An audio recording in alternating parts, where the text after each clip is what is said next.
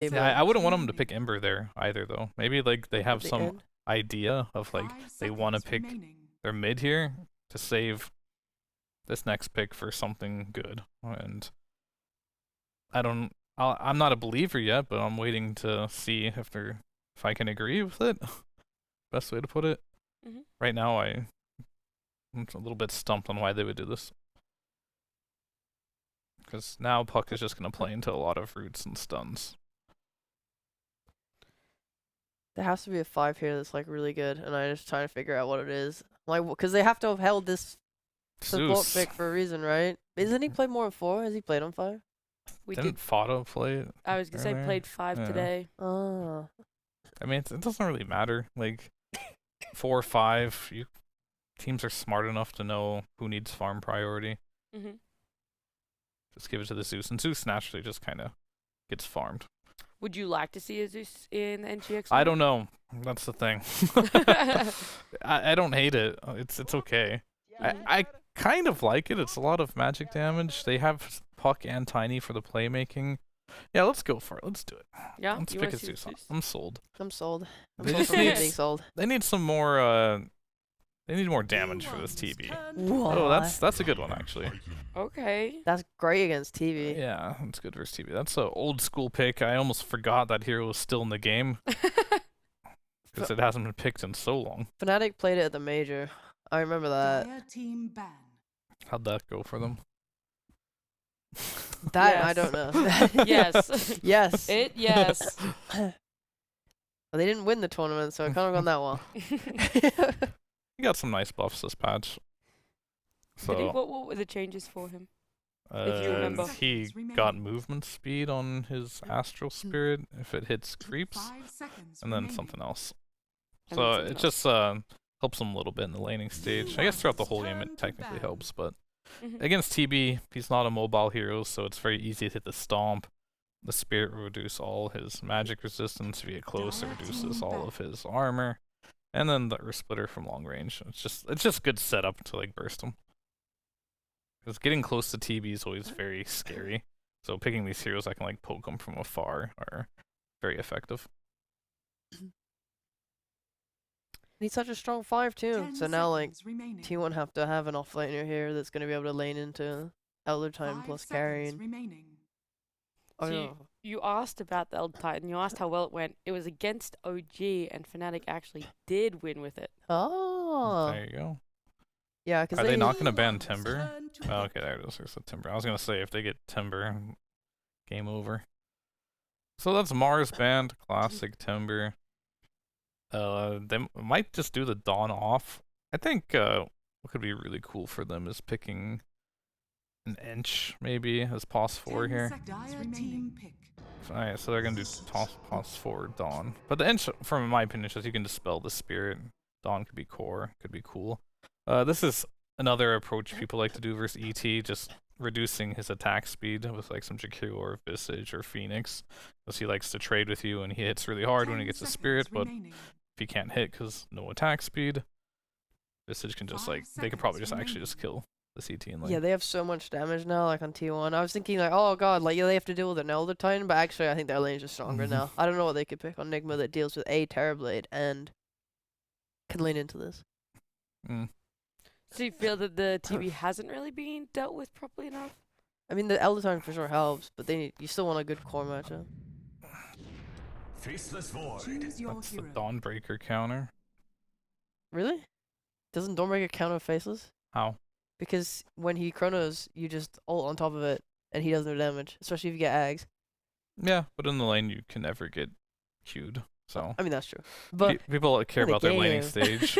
I'll let you guys argue about it a little bit later when we're off camera. But for now, Lyrical and GoDz, your casters, are going to be joining us. Lyrical, hello. It's great to have you back. Would you like to give me the rundown of this draft from your point of view? I just thought it was great that like Fear's like, oh, it counters it. Classic EG player thinking about the lanes. That's all that happens. I love it though. Yeah, no, I'm with you. I like the ET a lot. It's cool to see it. 100%. And yourself, GoDz? I realized I didn't get the memo that we're wearing black today, so I apologize. Okay, we did make this joke off camera. We're like, are we attending a team's funeral or something? Because all of us are dressed in black. So who knows? Maybe this could be the nail in the coffin for one of the teams. If you had to pick, though, which team do you think is going to come out on top? T1. T1? I think T1's draft is better this game. Okay, all right. We'll see how smart you guys are. Is game 1 between T1 and NGX.SEA is happening. Lyrical and GoDz, please take it away. Thank you so much, Nat. They're going to be very smart. We already know that. But GoDz, it's happening. T1 versus Nigma.SEA. You mentioned right before this started that they've actually played a lot of games so far for Nigma. Already, this is their 4th game, which is kind of wild. So we'll see if they can sort of turn some of the momentum around. But how you doing? Anything else quickly that pops out in the draft? Visage. I love the hero. Okay. I think this is a good hero for Cuckoo, though. He's kind of a slightly unconventional offlane player. Not that Visage offlane is unconventional anymore now that, you know, we had the major and it's kind of risen to prominence. But to me, it's a hero that suits his playstyle because it's a bit greedier, can take some farm, and controls the tempo a lot. T1 love to play around Cuckoo. So to me, I like this look for Cuckoo. I'm excited for it. It's definitely like one of those high impact heroes. And the thing that I always feel like with Cuckoo is that he's either going to win you the game or he's going to lose you the game. He's just that type of player. And hopefully, of course, this time around, they're going to be wanting to win it. Good luck, Tony Stark was the first thing set out there, thrown out by Gabby. So I don't know if we want to tell him how that movie ended because it was a little rough. Spoilers. You know, he's hoping for the best. Well, as far as this game goes, I think the laning stage looks really important, particularly because of the way T1 gave Nigma.SEA their Nature's Prophet, something that kind of was the key to their success against Polaris, winning them game 2 and game 3. And it felt like something that T1 are like, you know, we know they're going to first face this hero, so let's give it to them rather than ban it because we feel like we can counter it in lane by picking up the Terrorblade. So I'm really looking at the lanes across all 3 lanes as just being very important, particularly for T1. Right. And I mean, this is a team that's willing to make that sort of push to the late game. We heard it even in the little interview that they were talking about that they feel like if the game goes late, they're just going to have a good time regardless. But that all starts in the laning stage, making sure that you don't get run over completely.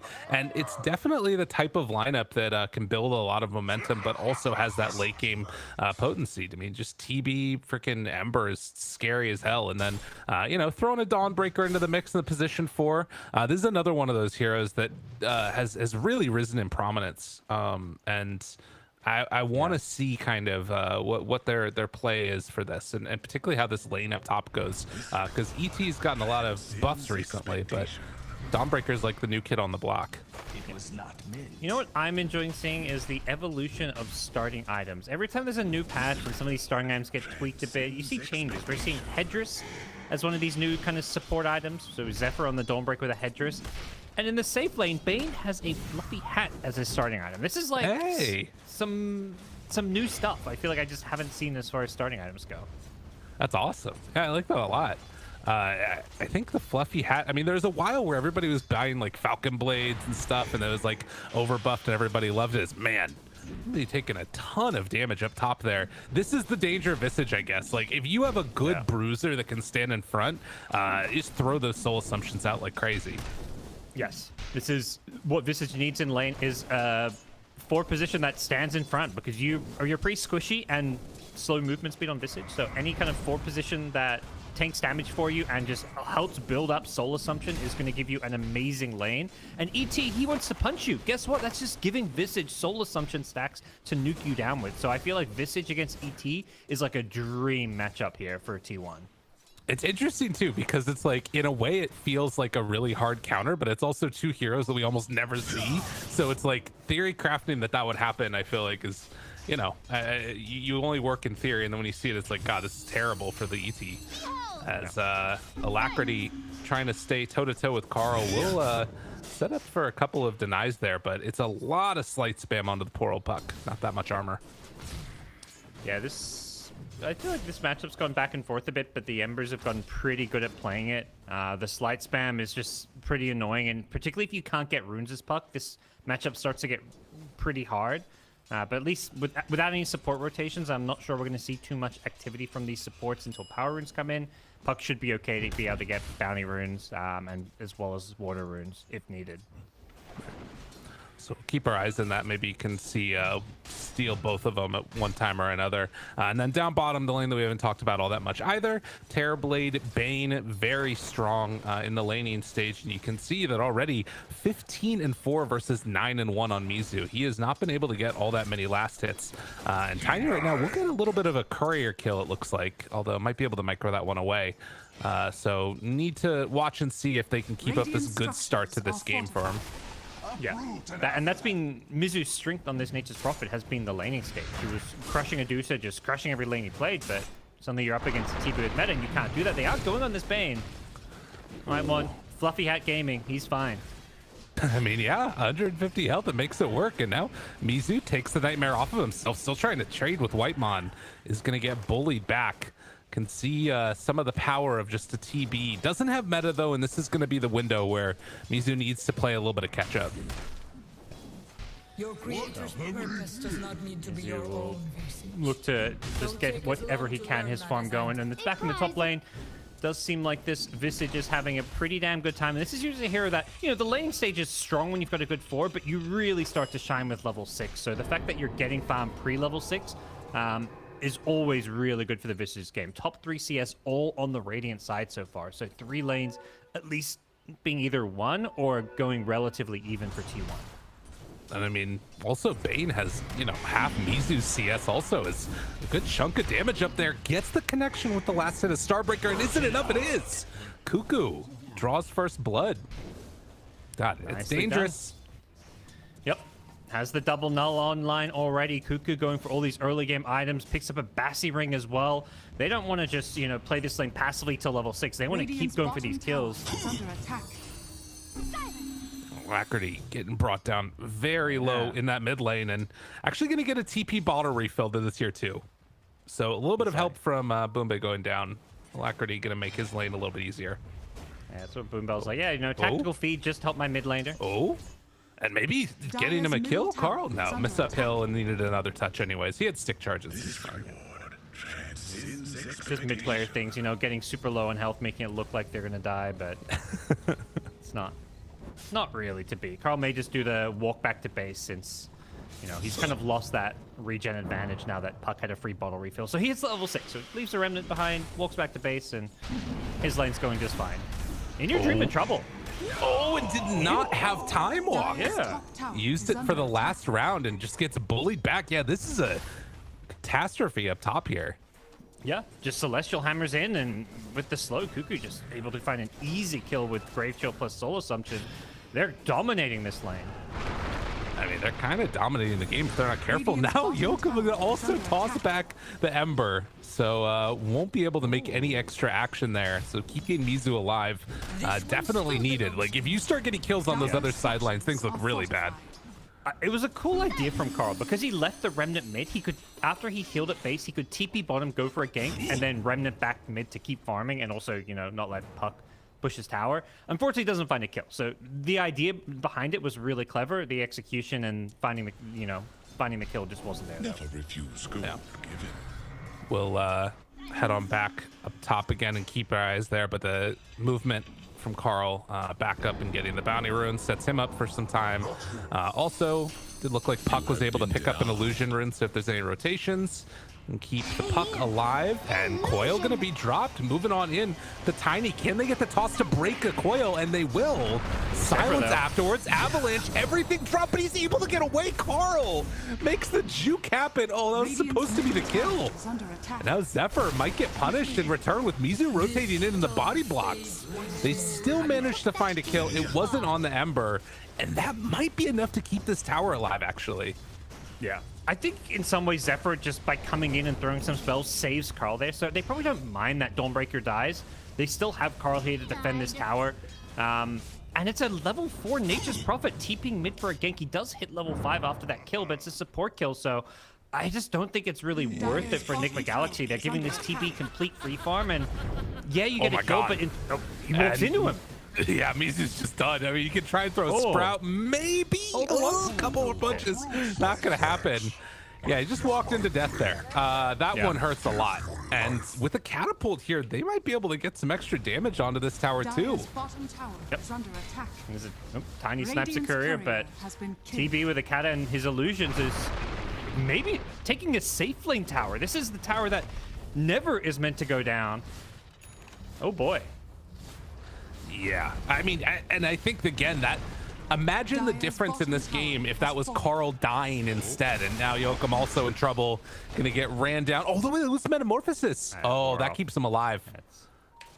But yeah, I mean, it'd be nice for Gabby. Gabby's having such a free game. If he's getting kills, he got a tier 1 tower. He's free. He's getting absolutely everything. Another kill, like, it'd be, yeah, sure. His game's already like, you know, this is like a 99 out of 100. That would just, you know, get it to like the 100 out of 100. Yeah. Wow. Well, 2,000 gold lead. Definitely a great start for T1 across the board. It's going to need to be so much on Alacrity to try and salvage some of this. He's the only one that's having like a halfway decent game on this puck. And Visage level 6. This is a problem. I don't think it feels good playing Void into Visage because it's just so... You can't rely on Time Walk too much when you can get chain stunned by the birds. It just feels like always risky that you get, you know, bursted down by Soul Assumption plus double stun. But the invis, and they break the coil. Nicely played. It's good to see the Puck Tiny combo back. I think this was like a year ago where it was super popular. When, I mean, Puck was like first phase mid-hero, and you'd almost always want to pick it with some kind of repositioning hero to break the coil. Mm-hmm. You know, whether it's Avenge or what have you. And I'll TP away. Gabby knows there is no coil, so he's able to get out of there for free. And in the meantime, NGX are going to make the move down bottom, trying to keep the pressure on. They'll take the Nightmare off immediately. And Carl makes the rotation. Alacrity needs to get out of here. Yeah, didn't have coil for another 30. Yeah, interesting. They just want to defend the tower, it seems like. And I guess Carl, seeing his support farming and keeping mid alive, feels like he can just come down to this safe lane. TP's in the jungle, so it seems like T1 just doing this kind of as an economy move, more so than like a, hey, let's fight. They just want to farm as much of the map as possible, playing all 3 lanes, which when you can get farm and continue to play all 3 lanes once it hits like 10 minutes in, that's a pretty good sign. They're up 2k gold already. Yeah, everything that they would have wanted. And, you know, the Mizu Nature's Prophet, you got to feel like a little bit vulnerable down bottom now with no tower for your team to TP to. Particularly considering we're about to get Dawnbreaker level 6. So Zephyr, you know, can either pair together with a Bane Fiend's Grip or, you know, pair together with like a jump in from the Ember. You're going to start feeling very, very vulnerable here on NGX pretty soon. Oh, yeah. I think they need to address this. If this is just going to play alone up top, I think you have to kill Cuckoo. That to me is the big thing here. He's no longer playing alone. I think Whitemon recognizing there's kill opportunity with his level 6 Fiend script coming out. But definitely Visage is one of these heroes where incredibly strong right now. You either need to completely ignore him because he's got backup or punish the fact he's playing alone. And they're smoking towards him. They want to address this Visage.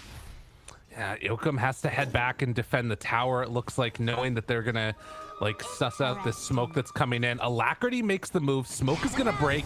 Will find Visage in your dream afterwards, ready to jump in, but the Dawnbreaker ult isn't enough to keep him alive. They walk in on a boat and then able to find the Chrono afterwards. Just wait till the ulti's older, then go in for it. Great fight comes out there, although they do kill off Mizu, and now Alacrity gets caught for a kill. Is it enough? Not quite. Gabby still beating away at both of them. Will take down Yoakum. And Boombi has to back away. So 3 for 2 is the final tally. Not bad for NGX. That was a full 5v5, you know? Yeah. That was crazy. I mean, T1 were kind of ready for their Visage to get gone on, but I don't think they were expecting like a full 5-man rotation, but that's kind of the beauty of a hero like Nature's Prophet is you can always TP into those fights. So both teams bring everybody to the party in the top lane. And the problem is, long cooldowns favor T1. Hero like Visage, as long as you've got birds, it's, you know, you're kind of 100% uptime.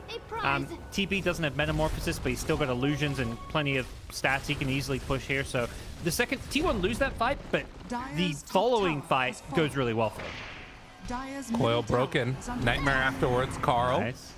will manage to escape, knows that he can play this far forward with no chrono, very little control. The game gets a lot easier for him, but can they get a bash? Looking for it, not gonna happen.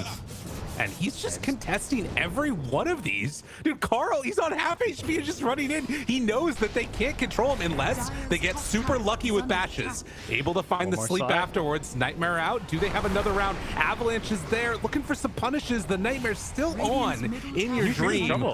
Will throw out time dilation. Carl has just not stopped, and he ends up getting the kill on In Your Dream. They just don't have the control that they need for him. Carl jumps out afterwards. Alacrity can't stay on target and contests the stacks, buys a ton of room for Gabby to farm. What a great play from him. Is he gonna get punished this? No, he didn't get the jaunt. Oh, he didn't go all the way out. And now Earth Splitter, Avalanche, Nightmare save, but it won't be enough. They'll finally punish him. For your impertinence.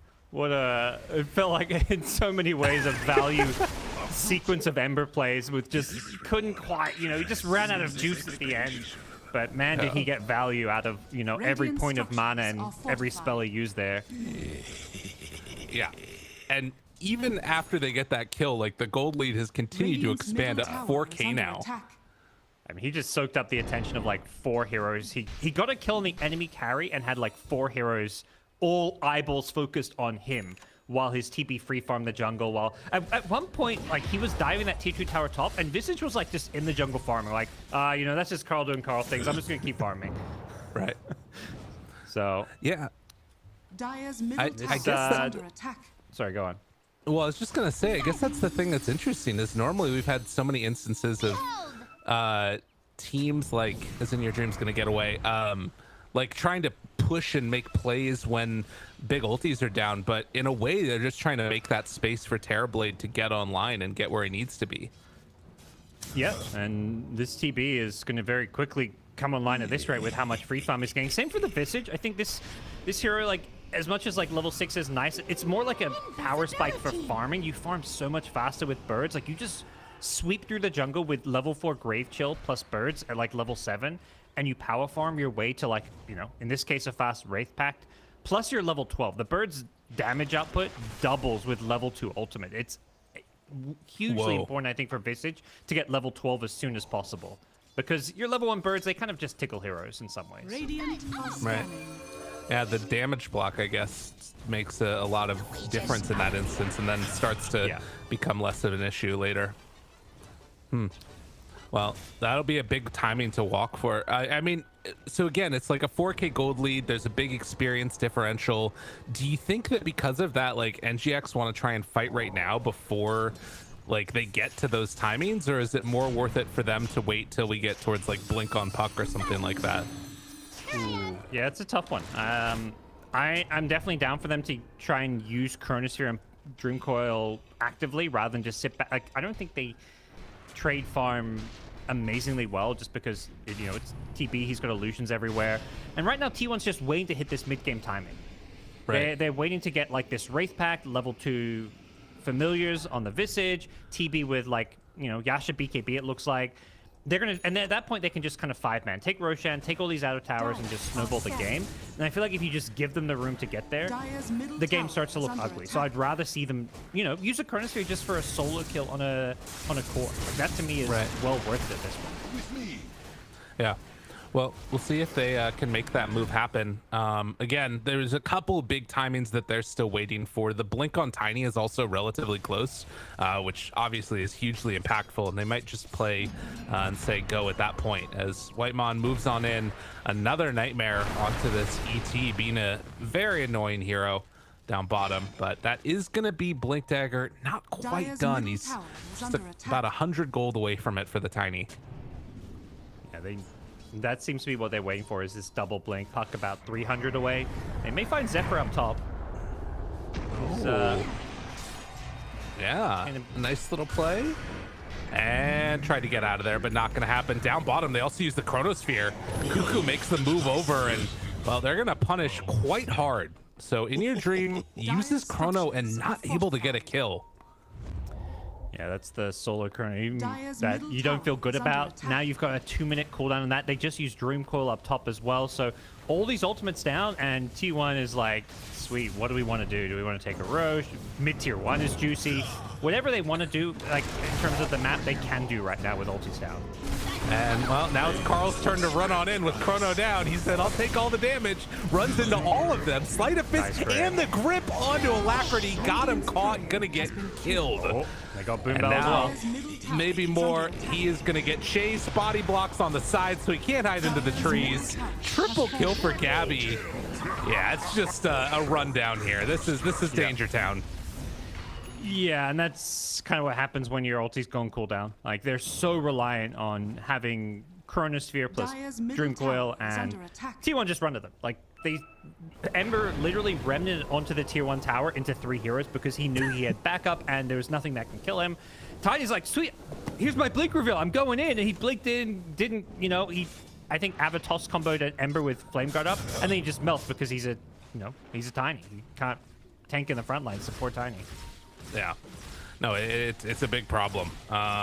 You can, even with that blink now, they've got 2 of them, so you're sort of invested in you know, making plays, pulling people out of position. But if everybody's just right on top of you, you kind of run out of steam. And speaking of that, it feels like damage is going to become more and more of an issue for NGX going forward. You've got Mechanism done on Dawnbreaker now. Like, they have so much healing with the ulti, and then, you know, Nightmare saves. We're gonna have to see where they go for here, but they need damage in a big way. Oh yeah. I gotta say, the player being most impressed with this game has been Gabby, though. His TB has been involved in the most kills of his team, tied with Carl's Ember as a TB, and he's maintaining this insane level of farm. And he's not actively fighting, it's just he's showing up to the key fights, and I think that's something where partly why T1 wanted to pick up Gabby. There was all the drama with 23 Savage and trying to figure out who they're going to bring in when it came to their carry role. I think what Gabby brings to the table is this just more aggressive, more active carry presence. He used to be a mid player. This guy loves to fight, and even on a hero like TB, he's showing up, like particularly that top fight where it was like a full 5v5. I think Gabby showing up prevented that fight from being a loss for T1. Right.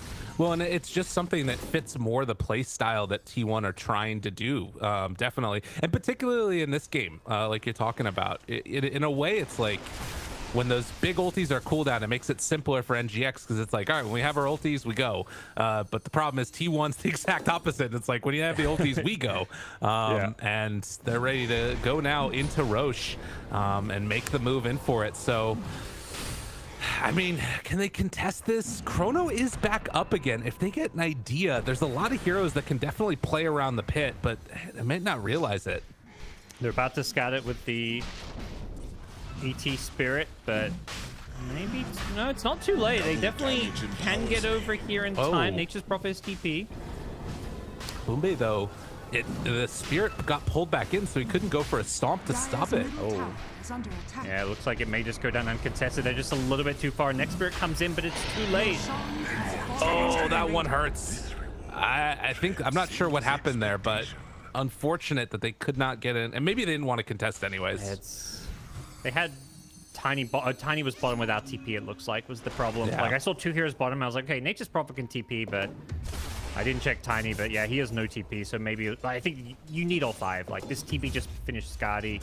Ember had a double damage rune. Like, I think if you contest that Roche, unless you get like the perfect 5 hero, Stomp plus Earth Splitter plus Dream Coil, it's a lost cause. Yeah. But problem is, this could also be a lost cause because now there's a TP with an Aegis, so pick your poison, and it's a little worrying. Yeah. They need to get so much out. Like, they need to find a way to kill him without Chrono, I guess. Which, good luck. Some big ifs there. Yeah, I think that it's going to turn into split push central for NGX. You've got the Nature's Prophet. You've got the Puck, whose job is going to be to cut these waves as much as possible. And you've got ET to defend high ground with. So I think it's all about just not engaging, killing the creep wave, stalling the push, poking and prodding while, your Nature's Prophet farms and pushes some other side lanes. Yeah. Well, they realize, yeah, we do need some damage when we eventually do find the fight coming to us. Puck's now going in for the Dagon build. Nice. I like it. So that'll be something. But will it be enough? Some added value being able to insta-kill TB illusions too. Yeah. I think we saw a support buying Dagon the other day against TB. Just, you know, why not? It's one of those cool little changes that just made Dagon have a slight little bit of extra value. But here come T1. They are not liking what they see on the NGX side. They probably feel like NGX is just getting a bit too much out of the map, you know? They don't want to just 5-man the top lane, because when that happens, you have NGX, you know, farming bottom with the Nature's Prophet. You've got Treants just scattered all around. I mean, this is Mizu in a nutshell. This guy's like a little micro specialist when you see how he's using his Treants through the jungle, just kind of protecting himself. Ooh, that was a little bit of a misplay there. Yoakum gets punished. But yeah, I mean, I think that you're right. Like, we're seeing, oh my God, Carl now. Ready to go in. Alacrity hidden off between those trees there. They're just doing everything that they can to get farm on the map, and that forces T1 to eventually just go up and try and pressure this top tier 3 tower, which they need to have a response to. And in the meantime, Zephyr TP's bottom, ready to Solar Guardian in. But with the tower already dead, I mean, this is it. Free Rex, I think. And that's... And I don't think they drafted Dawnbreaker for this, but it's okay. Toss, Solar Guardian right on top of it, but will it be enough? The stun comes out, the mech afterwards, and the double beatdown. Double kill for Gabby. Chrono afterwards. If this doesn't work, it's all going downhill. Do they have enough damage though? The Earth Splitter, it's not there. Sunder afterwards. Triple kill for Gabby. They can only stall the inevitable. Although tossing back in a fountain. Okay. Avalanche after? There's a chance here. Avalanche gets thrown out. Gabby doesn't have BKB, but he's got toss again. He goes down. That's the high ground defense. The toss back. They get the Rex, they get out, but you know, this is what's so fun, but at times frustrating watching NGX, because these guys only know how to go like 45+ minutes, and the only way this game they stand a chance is like a 50-60 minute game here. They're on the they're on the back foot, but this is a familiar sign. If you're an NGX.SEA fan, you're like, this is just a normal NGX game. You know, we lose the early mid game and then we turtle it up and we hope that we can win late game. So they're in a familiar spot, but you know, TB Visage, very good draft. You know, they're going to reset on the T1 side and be like, yeah, that was a, you know, we screwed up. Right. Yeah, I mean, that's... I think that the team still feels good about that, as long as, you know, they're tipping Gabby. You know, that's a signal to me that they're like, all right, we're still in good spirits. When the tips stop, that's when you're in trouble. To be fair to Gabby, I think that was more on Carl than Carl's the one who dived first, and he's like, oh, I got to go help my Ember. He, you know, he's almost in the fountain, so I got to get closer to help out my Ember. And then, as a result, he's in range of the toss back. So, you know, I think probably equal blame on Carl and Gabby there. You just got to focus objectives and back off, and then focus another lane of racks. But you know, I think T1 are probably feeling pretty cozy about the current state of this game. I say current because it definitely can still change. Oh, totally. And I mean, that, you know, injection of gold makes the next defense that much easier. I mean, again, you're getting towards bigger items. The BKB eventually for Terrorblade feels like it's going to be that thing that completely ends it all. But, you know, there's still chances. There's ways that NGX can make this work here. You've got Mjolnir done for NP now. We're getting closer to like the higher levels of Dagon. It does look like In Your Dream's going to be going for a Lincoln Sphere, so another way to stop that Sunder that could come out and be super annoying. Yep. We'll see how T1 approaches now, playing without Aegis, if they go for any kind of high ground play or if they just play the farm game until next Roche. They are smoking up, so does suggest they want to make a play, probably get down some aggressive vision, and this is more that kind of play the map stage of the game where you just want to try and make sure you're getting more farm and keeping these lanes pushed out than your opponents. Right. And the other thing that, you know, we can watch for is like if they can get some really good split push going here and just stop that, like, you know, easy pressure across all of them. There's still a tier 2 remaining down bottom. It's super annoying, obviously, to play against NP. That's why we got all these like Radiant Observer wards in each of the lanes to try and catch him when he's moving around. But they're keeping on the map, farming Ancients, farming a couple of different lanes. It's not all terrible for NGX. Yep. I think the problem is that with some of these like defensive items they're going like, you know, or at least the Void. I do worry how he's going to scale in terms of dealing damage. Don't think he's ever going to have enough damage to kill a TP. And in his Chronosphere, it's like he's going to be reliant on his... Basically, his Chrono is like the setup for ET and stuff. Because there's an Aghanims coming on Dawnbreaker. That's 60% evasion. It's going to mean that this Void may just struggle to kill people. Yeah, it's so much extra heal, too. Because I think you get extra pulses, too, if I'm not mistaken.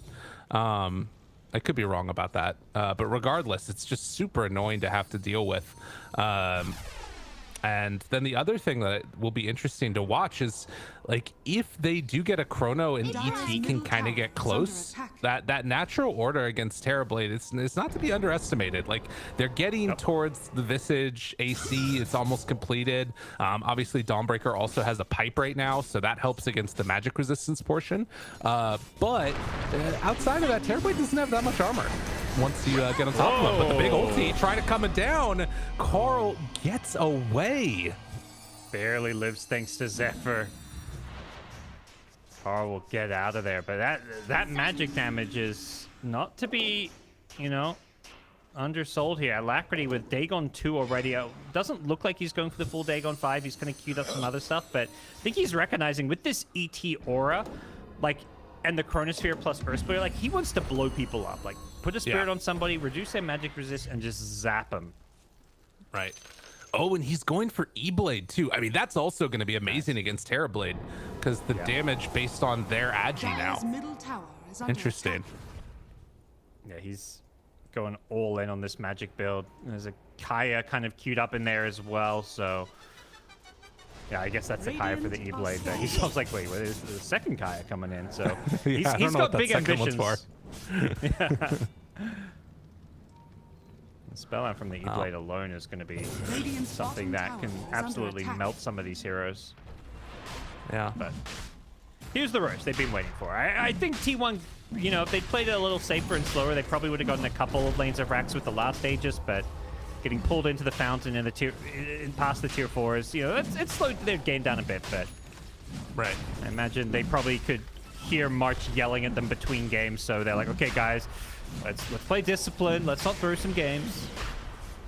Yeah, and well, I mean, I'm looking at these net worths here too, and obviously Gabby, the big bad man at top, but you've got that trifecta core of NGX that has actually really like scaled up in terms of their net worth. The big differential here is going to be ET has nothing to like Mumbai is completely broke, and then you've got this Dawnbreaker that's huge but hasn't fully finished off that Aghanims yet. So you know, if you're not getting a ton of value out of Dawnbreaker in these fights, or if you know Gabby goes down at any point, suddenly the fights look amazing for NGX. Yeah. And then all NGX have to do is, you know, play around the fact that they've got that high ground advantage and keep poking and prodding. Like, don't start a fight when T1 have full health. You poke and prod so that when a fight happens, you know, you've already nuked down one or two heroes to like half health, or, you know, you try taking Aegis for free. It's much harder at this point because of the levels and farm that NGX have picked up for T1 to just 5 men down a lane, because there's going to be split push. They're setting themselves up to just get, you know, comboed in a chrono. The tossbacks we've seen, there's a lot of tools to defend high ground with.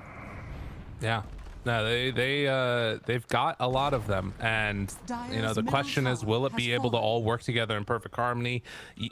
I think if this fight doesn't go well, though, I'm really feeling a lot more confident about NGX going forward. Like if they can't get a lot out of this Aegis, things start to look pretty scary. And particularly, like, if NGX could come and contest the next Roche if they don't get high ground with T1. Yep. Yeah, like, they're not even trying to go for the high ground with Aegis this time. They've kind of lost some of that confidence from the last one, maybe with good reason, because, like, I don't know if going high ground is the play.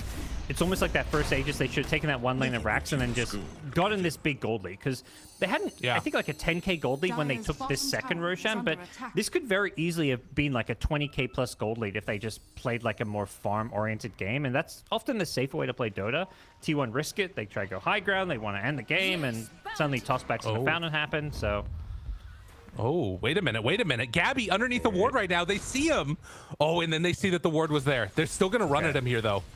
It's only Cuckoo and Gabby. can they find? Alacrity throws out the orb, spots him. There's the avalanche, maybe looking for a toss back to Chrono. He does not have the Aegis. Gabby, Nightmare save for the moment. Will it be enough? Staying alive. There's the BKB, the turnaround, and now they got to get out. Oh, NGX, what have you done? In your dream gets walloped. And Mizu, it was a beautiful attempt, but it was not enough. And now they don't have Chrono, they don't have spells. They're all just dying one by one as well. This should just be game. They'll throw out some buybacks, but double damage TP is coming for your base. Man, heads up play there, absolutely, to check out, is there a potential for a ward? And that probably just won them the game. Man, T1, big plays there as they dot their I's, cross their T's, and now going to take a second set of racks. Just immaculate game. Yeah, one of those moments where it's like, if you're NGX, you know, maybe in the post-game they'll be saying, oh, we should have just, you know, turtle, defended high ground, go for some more tossbacks. But I don't think T1 is going to give you another opening to toss back into Fountain. So I like that they went for a play. They just couldn't quite execute the initiation on the Gabby. And now they're going to pay the price. They're melting in their own base. They're getting picked off one by one. And T1 throwing out the voice lines. Yeah, they're ready. They're good to go. Refresher even bought for the Terrorblade now. The mass round of buybacks, one last ride, but I don't know if they're even going to get a chance for it as buildings are being hit. Yokum toss back again. They do manage to find him here. Nightmare onto the puck, but there it is. Able to get that Sunder off. No BKB. Does get it now after the refresher, and there it is. The turn. One last gasp as they will dive them into the Fountain even. There was maybe an opportunity there if Gabby did not already buy the refresher, but GG is going to get called as that Fountain will clean him up. Pretty game from T1. Yeah. T1, just solid dominating Dota, other than the small little high ground hiccup, which, you know, it wouldn't be an SEA Dota 2 game without a little touch of the old throws. But, you know, that's T1 are just showing their dominance here. Like, they completely crushed the early game in the lanes, and I think just overall draft-wise, they had all the answers this game. Yeah, there were so many things that like felt like, all right, maybe this will be cool. Maybe there's like some interesting answers that they have. But I mean, I think that what you talked about earlier, like Gabby's performance of showing up to those fights, and Carl, I mean, he was just a psycho there in the mid game. It was really cool to watch. Oh, absolutely. I think Gabby's lane was the big one. Like, NGX have this idea that this first phase Nature's Prophet can kind of win them these early games, and they lost. Nature's Prophet lane cannot lose. You're not getting what the hero is, anything out of the hero and what it's meant to do if you're losing that lane. So that lane specifically is what NGX.SEA have to look at when they kind of approach game number 2. Yeah, and T1, they definitely looked at it from the previous series. They came up with the answers. We'll see if they can come up with a similar one game number 2, or if that hero doesn't even show up. But we'll be back in a few after a quick break to hear from the panel.